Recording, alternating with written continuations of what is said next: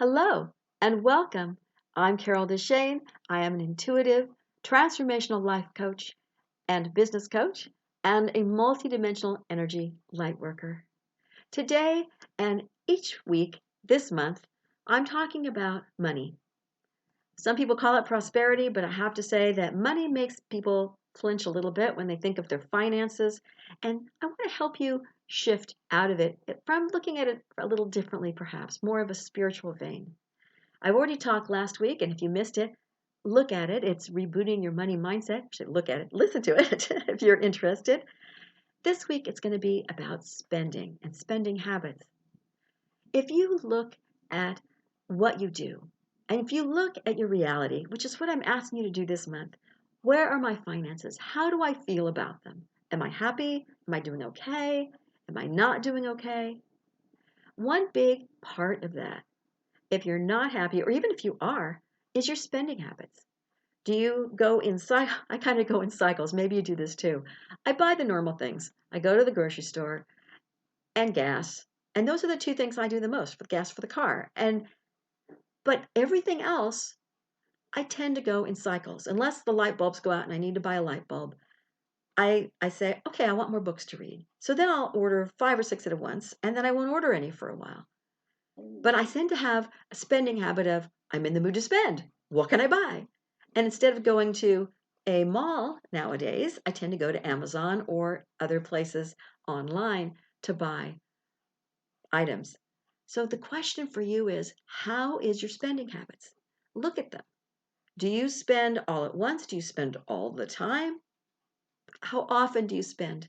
And how big of a day? How much is it that day when you get home? You think, well, let's see, I just spent 100 here, 200 there, $50 here. Oh my God, I spent $400 today. How many days do I have to work to make that up? I don't usually spend that much, but every once in a while you have a bigger thing. I just bought a new furnace. That's a really big expense. How many days do you have to work to pay for a $4,000 or $5,000 furnace? Eek, right? Go into your savings. Oh my God. Now what? When you do that, you have to realize that there are other things that are going to suffer, obviously, if you spend too much. Look at your spending habits. At the end of the day, every day, just think for a second, did I spend anything? Was it something that had value? Is it something I really wanted? Sometimes it's something goofy, something you just wanted, maybe especially when you're out on traveling somewhere and you want to buy some souvenirs. The question is, don't just buy any old souvenir. Is it something that you'll buy, you'll use, maybe you have shot glasses and you put them all up because you have a collection, and that's different. It doesn't mean you'll want that collection forever, but I mean, I have magnets because it's very inexpensive, and I have a whole set on my refrigerator, like a lot of people do, of where I've been. Not every single time I've gone somewhere, but most of the time I do have, especially when I went to Europe or something, I get a magnet. It's the one touristy thing I do. And the rest of it's like, do I want anything else? And can I get gifts for people when I'm out? Because that I really love doing. And so that is really worth my spending. But if you look at what you're doing, it's the only way, especially if you don't like your current reality, look at the spending habits that you have because you want to say no to it sometimes. No, I don't need this. No, this isn't important. No, I've got 5 of those already. If you can't find it, I know I've done that recently. I couldn't find it and I didn't know where it was. So, I got another one. If you don't know what you're spending things on, become aware. Stay more in the present moment and look every time you go buy something, and whenever you take your wallet out for the credit card or for the cash, if you're paying that way anymore, look at what you're spending it on. Look at it. Do you want it? Really? Do you need it? Do you have to have it? Is it something you don't need because you have 20 pairs of socks and you're getting another 10 and all the old socks are just fine? If you're running out before you do your laundry, then maybe you need another 10 pairs of socks. Look at what you're buying. How many books do you have? If you're buying them and then you're recycling them, that's different. How many, whatever do you need? You need another serving platter. And yes, I'm having a lot of guests. I don't have the right size. Then get it. Do I need another? I don't know. I need more of more staples because I'm running out. Yes, of course. Do I need more pictures for the wall? Well, my walls are plastered with them. Maybe not. Maybe there's something that's so gorgeous that I say I'm going to get rid of this one or I'm going to swap them out occasionally. We don't need anywhere near as much stuff as we have. Sometimes we go and we do things. Well, this is still the pandemic while I'm recording this, so maybe you can't do that much right now. But we spend a lot of money on the movies with popcorn and all that stuff. Sometimes you go, yes, that's what I want to do. Great. You don't have to have a budget necessarily. Some people can't deal with budgets. Other people are great and they are good with budgets and they're too strict. So budgets are great. Don't get me wrong. Sometimes you look at the budget and you go, I got to throw it out the window. I have no clue how this is going to work. I have too many regular bills. If that's the case, I did that when I first bought a townhouse many moons ago. And I looked at it and I went, look, here's the rent, here's the car because I had a car payment. Here is my electric and gas, which was PG&E here. I had the gas to get my car to work, and I had to have public transportation because it took me part of the way in because I didn't want to spend on the parking fee, which was expensive here. So I went, okay, so I've got those things. I can pay for my cable bill because that's my entertainment right now, and I can pay for my phone.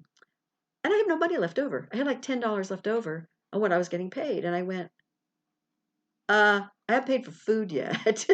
And I said, I need help throwing the budget out the window. Help.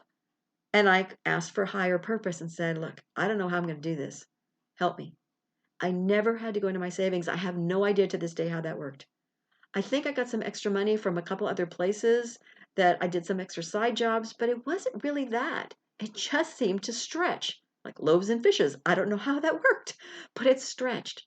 So budgets aren't always the answer if you're more of a higher power person and you don't need to be that logic stuck there, which is where I was and where I usually am because I'm very good at logic. But you need to kind of let it go sometimes to say, I trust this is going to work. I wasn't really spending any money on anything I couldn't do. So sometimes you'll see, there's nothing left over, and maybe I'm going in the hole. Trust that there'll be enough and you won't have to worry about it. It's amazing how well that works. Pray, allow it to happen, and just watch it work. But in the meantime, if you look at your spending habits and you say, oops, yeah, I'm spending a lot more than I need. What am I spending it on? Am I spending it on super expensive meat when maybe half that amount would be okay? It doesn't mean it's garbage. It just means maybe you're spending at a store that's more expensive. And it's funny because I always thought that Trader Joe's and Safeway, that Trader Joe's was way more expensive, so I never went there. I have since priced everything out, and 90% of the time I now go to Trader Joe's, even though Safeway is across the street, two different grocery outlets, right? But Safeway is way more expensive in most things, especially the organic stuff. And I went, oh, I had no idea. So look at how you spend. It's the practical. I'm very good with the practical besides the spiritual. You want to trust that you're going to have more than enough, but then take those steps you need to be aware of what you're really doing. Look at every time you spend money, look at what you're spending it on and say, I don't need that fifth pair of sheets for my bed. I do if 3 pairs were bought 50 years ago, but maybe you don't need another pair because you just got two different sets and you don't need to spend that $100, that $200 on that duvet because it's pretty, because you think you need another tool for your garage because you're working on your car and you have 5 of the same ones already, only this one's a little better. It's a better manufacturer. Well, then sell the other tools. You don't need 5 of anything. If they all are slightly different and they do different things, that's not the same thing. Then you're okay. Be aware that if you have a hobby, you might spend a lot of money on it. I know that I did a lot of crafting for years and I spent a ton of money, but I also sold at craft fairs, so it paid for itself. So I didn't really worry about that so much. I just was smart and I went only during sales, and they had some really great sales. So that's the only time I would buy it unless I was missing something I needed. Just be aware. That's the biggest thing. And then trust that you'll have enough. If you're only paying for things you absolutely have to in order to survive, trust that you will have enough and you won't go into debt. Trust that. Thank you for joining me here today. Remember that you can say no to any spending that is extraneous. You don't have to go there. It's up to you to make your own reality what you want it to be. You have that power. If you like what you hear, I hope you'll subscribe to my YouTube channel. Click on the bell notification. I usually put out 2 a week. One is the Joy Corner, which are I am affirmations to help you get into your subconscious and shift whatever you want to make your reality more of what you want it to be. And the other one is either a guided meditation or visualization or something like this, where it's just information that I want to put out there in the universe. And by all means, I'm new to Instagram as of this recording, so it's under Connect to Joy. That's Connect, the number 2, Joy. Please follow me there. And also, my website is also at connecttojoy.com for more information on life coaching, on energy work, and of course, if you need me for intuitive readings, you can reach out through the website as well. My podcast, I'm advertising all over the place, and you'll see it on Instagram if you go there. It's called Living Your Limitless Life. I've just switched from a radio show, and by all means, I would love it if you would start listening and commenting about what you like and what can be improved there. I'm looking for guests as well as new ideas for episodes. Till next time, please remember that you are already the enough to have the joyful, limitless life that you desire.